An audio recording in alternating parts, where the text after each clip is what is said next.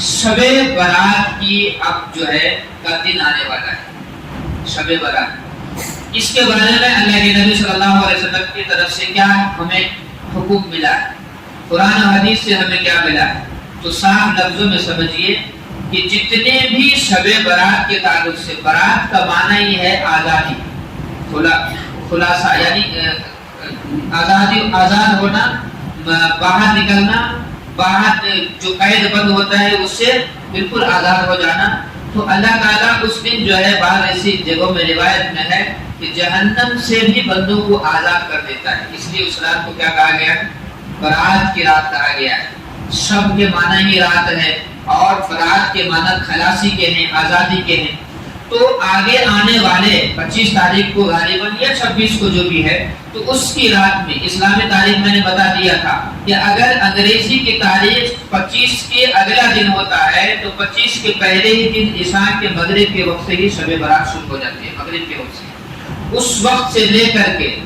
رات کے مغرب سے لے کر کے فجر کے اذان تک، یعنی تہجد کے وقت ختم ہونے تک رات برات کی ہوتی ہے۔ اور اس رات میں ہمیں حضور صلی اللہ علیہ وسلم سے عبادات بھی ثابت ہے، جو ضعیف روایتیں ہی صحیح، بہت ساری ضعیف روایتیں مل کر کے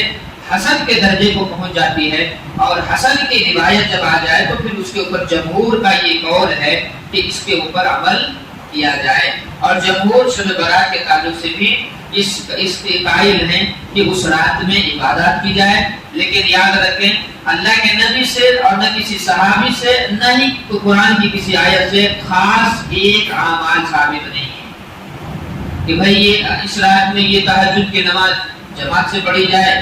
پھر اس کے بعد صلاۃ التسبیح کی نماز جماعت سے پڑھی جائے، پہلی رکعت میں یہ سورہ پڑھی جائے، دوسری رکعت میں وہ سورہ پڑھی جائے، نماز ایسے انداز سے پڑھا جائے،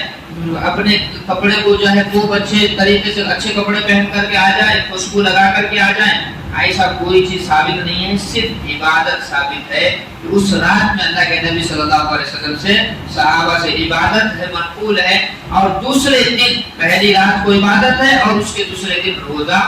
رکھنا افضل ہے۔ حضور علیہ الصلوۃ والسلام کے بارے میں آتا ہے کہ اللہ کے نبی شعبان کے مہینے میں، جو ہم گزر رہے اس مہینے سے،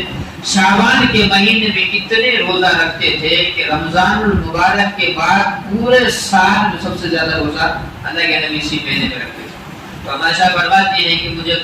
گمان ہونے لگا کہ کہیں یہ مہینہ کیا نہ ہو جائے، رمضان کے لیے فرض نہ ہو جائے، روزے کے لیے۔ حضور صلی اللہ علیہ وسلم کثرت سے روزہ رکھتے تھے اس مہینے میں، شعبان کے مہینے میں، اور پھر اس کے بعد جب قریب رمضان کے ہوتے تھے تو روزہ اسٹاپ کر دیتے تھے، اب رمضان کی تیاری۔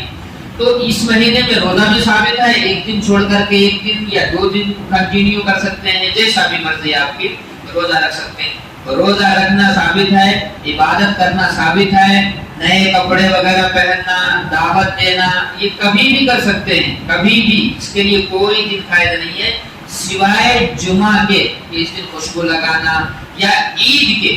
عید کے دن جو ہمارے یہاں خاص ہے وہ 2 ہی دن ہے جس میں خوشیاں منانے کے لیے نئے کپڑے پہنے جاتے ہیں، خوشبوئیں لگائی جاتی ہے، پھر اس کے بعد رشتہ داروں کو بلایا جاتا ہے، رشتہ داروں سے ملاقات کی جاتی ہے، اپنی خوشی ان کو بانٹی جاتی ہے، ان کی خوشی اپنے آپ میں لی جاتی ہے، یا ان کا غم بانٹا جاتا ہے۔ تو بہرحال اسلام میں 2 ہی عید کی خوشیاں ہیں، میں نے شروع میں بھی بتایا تھا۔ اب ہم جو یہ کہتے ہیں بار بار کہ شعبان کی عید،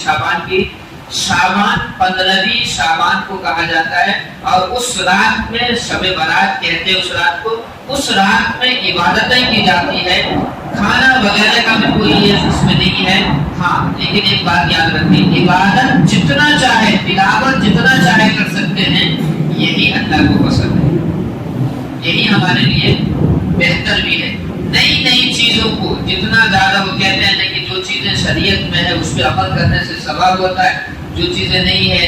نئی چیزیں لانے سے کیا ہو جاتا ہے، بدعات، خرافات، نئی چیزیں شروع ہو جاتی ہے۔ اب ایک ماحول بن جاتا ہے، اور ماحول بن گیا تو اس کو ختم کرنا بڑا مشکل ہو جاتا ہے۔ اسی لیے بار بار یہ چیز کہنا پڑتا ہے کہ دیکھو بھائی، اس دن کی اہمیت کو سمجھو، اس رات کی اہمیت کو سمجھو، اس دن دوسرا کوئی کام نہ کرو اس کے علاوہ۔